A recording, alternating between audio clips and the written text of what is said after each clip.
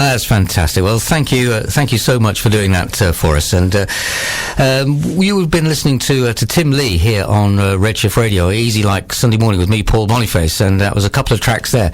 I Just Want to Be Me. So what was the story behind that one, Tim?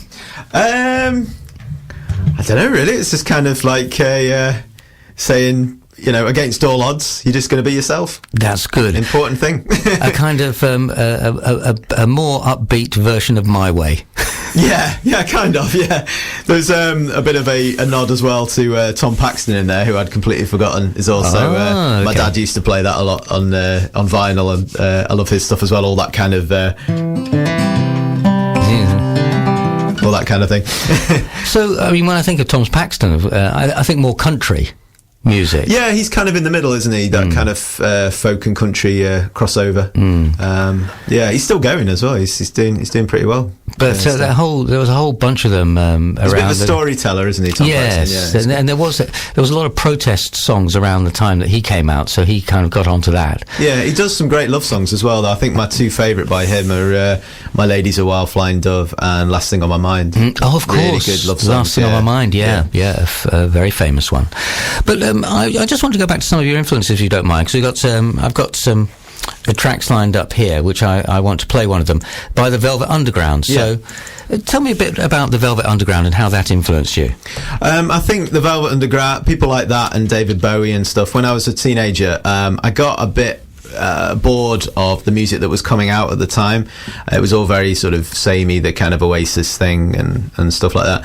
So I started listening back to the influences of people that I liked, and a band that kept on coming up was the Velvet Underground, and I'd heard some of Lou Reed's stuff but never heard him in the band, and I love that kind of rebellious, kind of almost nihilistic kind of music where I think I was a really shy kid and I got into music as a bit of an escapism, and all the kind of stuff like Oasis, which is very much bully boy music, I'd see it as, you know, that's kind of what I got into music to avoid, really, to get away from that kind of culture.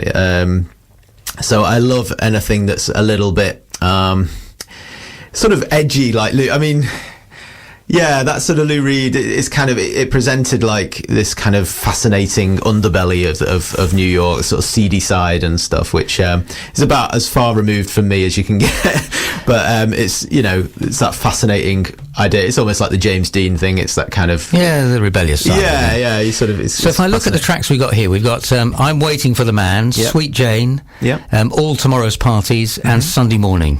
Okay. Any of those appeal to you? Just thinking we should have Sunday Morning, really, but although Lou Reed doesn't sing that one. Should we do...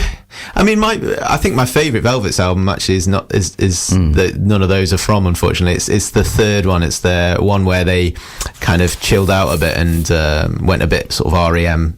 sounding, which is worth checking out. But yeah, the first album is iconic, really, with the banana on the front and all that. Well, how about so should we go with Waiting for the Man? I'm Waiting for the Man? Yeah, amazing song.